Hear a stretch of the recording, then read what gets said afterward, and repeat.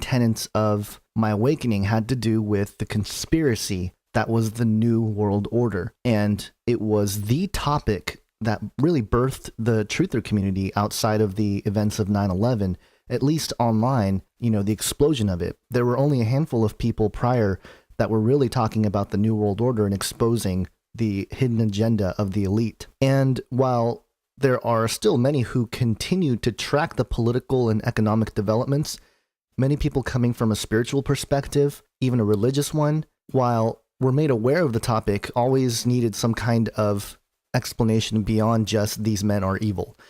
And when I started to discover that a lot of these elite were actively worshiping Satan and believed things that were written down decades ago, some even centuries ago, that were effectively channeled by entities, spiritual entities, everything started to make more sense, especially from where I was looking at things, which was the biblical worldview. But because of the supernatural filter by which we look at the world is so interesting and has so many different facets, I feel like topics such as the Nephilim and more recently the flat earth conspiracy has really kept us distracted and largely unaware of the global development headed by organizations like the European Union and especially the UN. Now, on one hand, from a biblical point of view, there's nothing we can do about it in terms of its progress because we know that biblically certain things are supposed to happen where effectively there will be an attempt for a global takeover of some kind. And while the political and economic arm of the New World Order has been pretty well established for many years, it was the people of religious faith and spirituality that seem to be the last ones that need to be herded, if you will. And for many of us who are conspiracy theorists and are also believers, in my case, Christian, and even if some of you guys aren't Christian, maybe you're Catholic, maybe you're Mormon, maybe you're something else, maybe even into the New Age. If you're awake, you're awake. Now, of course, in my view, the biblical worldview makes the most sense. But according to the Vatican, the Pope stands in for Christ. And while that's something that is totally against my understanding of the Bible and how a church should operate, nevertheless, Rome has been a power in its own for centuries, but it seemed to not have a cohesive front in terms of creating this New World Order system. That was until yesterday. The Pope, standing before the UN, basically gave his blessing to the 2030 Global Sustainability Agenda. And I feel like we've officially entered the final stage of creating this global institution where the religious arm, along with the political and economic, are merging to become the beast. For those who were paying attention, the Vatican had been working on such developments for a New World Order for a long time, but it was something else to see the Pope actually stand in to this level and really give blessing to an agenda that when you dig into it, is quite disturbing. Now, I know a lot of people have been looking at the 2030 thing for a while, and I had kept my eye on it, but I think it's important to express that this whole September 23rd thing was the beginning of this hard push for the New World Order system. Now, if you go to sustainabledevelopment.un.org, their own document called Transforming Our World, the 2030 Agenda for Sustainable Development, outlines what they are planning to do. Now, I'm not going to read everything for you. That would just take way too long because this is a pretty long document. But they have some main goals, 17 of them related to sustainable development, and 168 targets, which were announced today, demonstrating the scale and ambition of this new universal agenda. And when you read through this, initially you're going to think, there's nothing wrong with this. These are the tenets that should be placed in order to create a better world. Things like ending poverty and hunger in all their forms and dimensions. Things like protecting the planet from degradation, including sustainable consumption and production, and control of our natural resources to fight against climate change, which is a huge arm of this. Things like prosperity, to ensure human beings can enjoy prosperous and fulfilling lives that have economic, social, and technological progress occurs in harmony with nature. Now, for those of you paying attention, where have we heard in harmony with nature? That phrase. I think you know what I'm talking about. Peace. We are determined to foster peaceful, just, and inclusive societies, free from fear and violence. Partnership. planning to mobilize the means required to implement this agenda through a revitalized global partnership for sustainable development based on a spirit of strengthened global solidarity, focusing in particular on the needs of the poorest and most vulnerable, and with the participation of all countries, all stakeholders, and all people. You see, they're not really giving us a choice about this. And if you read between the lines, by Obama signing up for this UN Sustainable Development 2030, it is going to cause the UN to be the central government of the world. The Constitution becomes more and more obsolete. And we've seen that pattern for the last several years here, but this is another step. This is another jump. And I think people are going to be surprised at how much things are going to change once this is implemented. Now, this website here that I will link to, and I'm looking at now, has a list of 91 things, including a huge list of goals associated with several tenets of society. And again, please read through it on your own, because you will find many, many things as you read through all of this, things that will concern you, things that will trouble you. And I'm going to point out just a few things here. In their declaration section, one of the things that they mention is number 5, where it says this is an agenda of unprecedented scope and significance. It is accepted by all countries and is applicable to all, taking into account different national realities, capacities, and levels of development, and respecting national policies and priorities. These are universal goals and targets which involve the entire world, developed and developing countries alike. They are integrated and indivisible and balance the 3 dimensions of sustainable development. So, again, it sounds really pleasing, doesn't it? They want to develop the entire world to create this social order, a utopia, a balance, indivisible between the 3 dimensions of sustainable development, which are the economic, social, and environmental. Now, think about this. Economic. They're trying to create a single world economy, or at least a system that is singular in nature, where they're not separated by nation states. Social order. They're trying to create a single social order and a single environmental order. And I think with the environmental, that includes the technological aspect of it, raising technology in harmony with nature. And this is where topics like transhumanism enter the picture. And actually, transhumanism and the technological development affects all 3, the economic, social, and environmental. And that's why so many people have speculated that the mark of the beast system will be a microchip. Now, it doesn't have to be a microchip. It can be something else entirely. It can be a basic mark that shows your allegiance to the system. But it's very interesting that these are the things that are talked about. Another one that I want to point out here on the list is number 17. It's under Our World Today. Here's what it says. In its scope, however, the framework we are announcing today goes far beyond the MDG, which is the Millennium Development Goals. Alongside continuing development priorities such as poverty eradication, health, education, and food security and nutrition, it sets out a wide range of economic, social, and environmental objectives. It also promises more peaceful and inclusive societies. Now, how are they going to do this? How are they going to enforce this? That's the question. It also, crucially, defines means of implementation. Guess what? The UN gets to define how this is implemented, and they're not clear on how they're going to do this.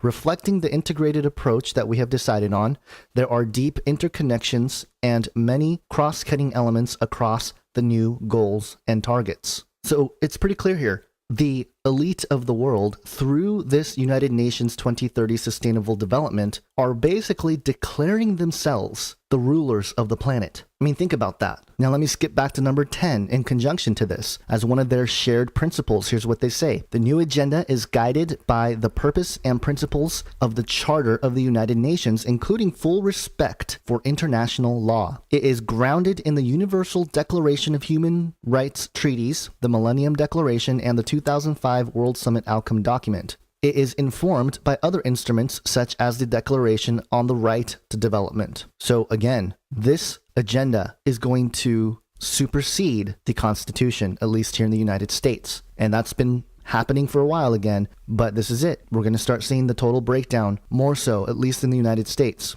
Every nation that signs up is going to be part of this agenda. And so what happens to those nations that choose not to?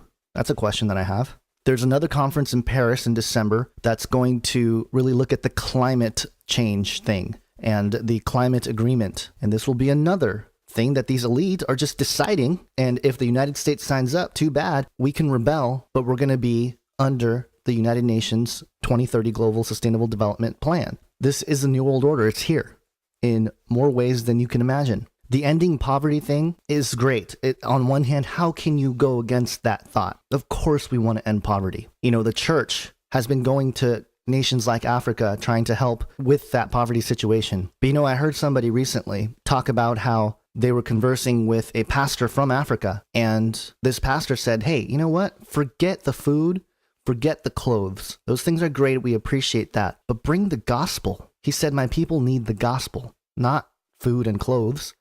Yes, yeah, we need those things too, but more importantly, we need the thing that's going to save our souls. And this is a point that I wanted to make, is that a lot of Christian churches in America, these seeker-friendly types, these, types that say they're missionary, yet, basically what they do is they go into these other nations and they help create a, local church or, local foster home, or create some sort of way to get access to clean water. These are all great things.